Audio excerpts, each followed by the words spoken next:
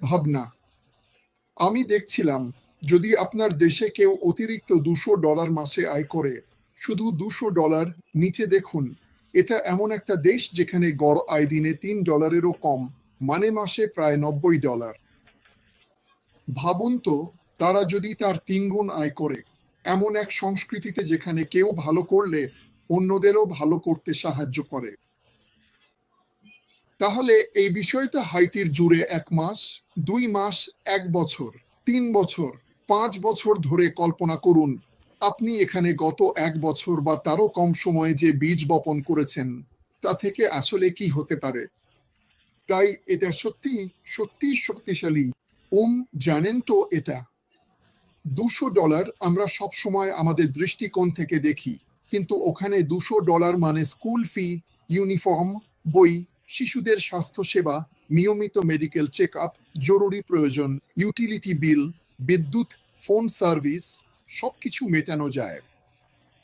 মানে, যখন কিছুই নেই, তখন এই টাকাটা অনেক দূর পর্যন্ত যায়। কিন্তু ভাবুন তো, এই জিনিসটা বারবার বারবার বারবার বাড়তে থাকলে কি হতে পারে। এবং এটাই ছিল অ্যাশের স্বপ্ন, কারণ সে জানত বিশাল প্রভাব ফেলতে খুব বেশি কিছু লাগে না।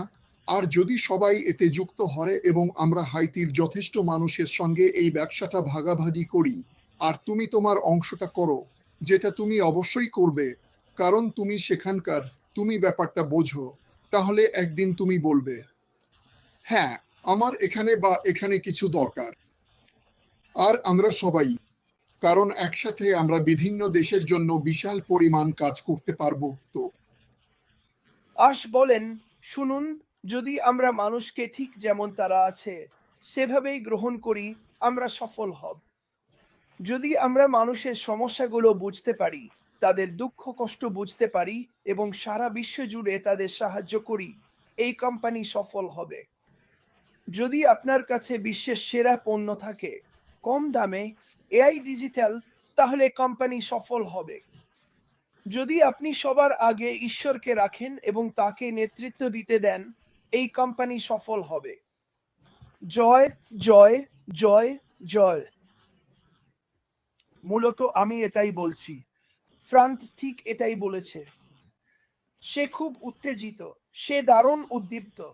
সে এটা হাইতিতে নিয়ে যেতে পারবে। তুমি তাকে বলতে শুনেছ, সে সবাইকে সাহায্য করতে চায়, কিন্তু অবশ্যই প্রথমে নিজের দেশকে গুরুত্ব দিতে চায়। তুমিও ঠিক তাই, প্রথমে নিজের পরিবারের যত্ন নাও।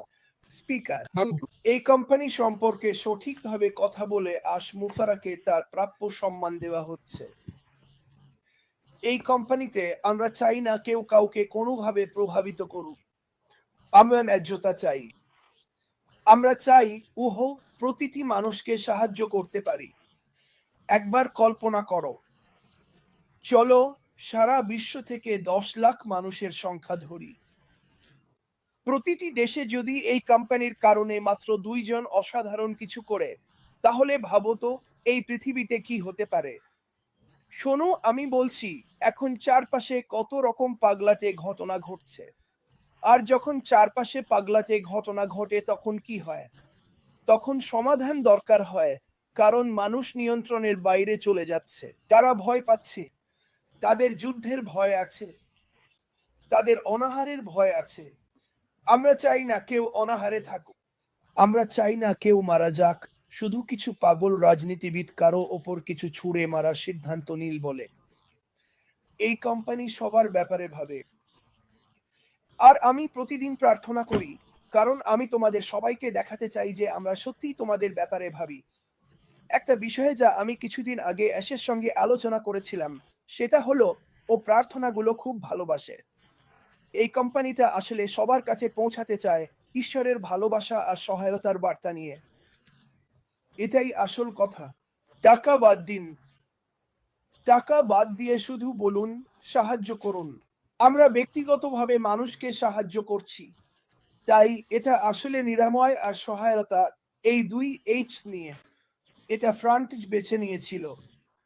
আমি মানুষকে সাহায্য করতে চাই, আমি মানুষকে খাওয়াতে চাই, আমি চাই না কেউ না খেয়ে থাকুক। স্বাগতম পৃথিবীর সেরা কোম্পানিতে, যারা আসলে এই ভুল ত্রুটিগুলো ঠিক করার জন্য কিছু করবে। আমি এই কোম্পানিটাকে ভালোবাসি, আমি অ্যাশ মুফারাকে ভালোবাসি, আমি তোমাকে ভালোবাসি ফ্রান্স, আমি তোমাকে ভালোবাসি মাটি, এবং আমি শেষ কথা বলার সুযোগ দিতে চাই ফ্রান্সকে। আমি তোমার নাম বলি ফ্রান্স। ফ্রান্স, আমি তোমাকে ডাকছি। আমি তোমাকে ডাকছি এফম্যান। ফ্রান্স, শেষ কথা তোমার। ভাই, তুমি এগিয়ে যাও। হ্যাঁ, ধন্যবাদ ক্রিস। আমি যা দিয়ে শেষ করতে চাই সেটা হলো, তুমি জানো গিনেস ওয়ার্ল্ড রেকর্ডের সবচেয়ে দীর্ঘস্থায়ী দাঁড়িয়ে করতালির রেকর্ড হলো 3 ঘন্টা 16 মিনিট এবং 1 সেকেন্ড। তাই আমি মনে করি যখন এই কোম্পানি লাইভ হবে, মিস্টার অ্যাশ সেই রেকর্ড ভেঙে দেবেন, কারণ আমরা সবাই দাঁড়িয়ে তাকে করতালি দেব। তুমি জানো এটা হবে আজীবন করতালি, যা কখনোই শেষ হবে না, কারণ তিনি এত মানুষের জীবন বদলে দেবেন। যখনই আমি করতালি দিতে ক্লান্ত হয়ে পড়ি, তখন অন্য কোনো দেশে বা পাশের বাড়ির কেউ বা অন্য কেউ করতালি দিতে থাকবে যতক্ষণ না আমি আবার ফিরে এসে শুরু করি, কারণ এই কোম্পানি আমাদের জন্য এটাই করছে, আমাদের জীবন বদলে দিচ্ছে। আর আমি সত্যিই উত্তেজিত। আর খুব শিগগিরই এই ব্যবসা হাইতির মানুষের জীবন বদলে দেবে।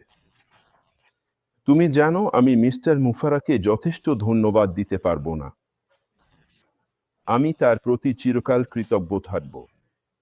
প্রথমত এই ব্যবসা তৈরি করার জন্য, আর দ্বিতীয়ত আমাকে এর অংশ হতে দেওয়ার জন্য। বুঝতে পারছো?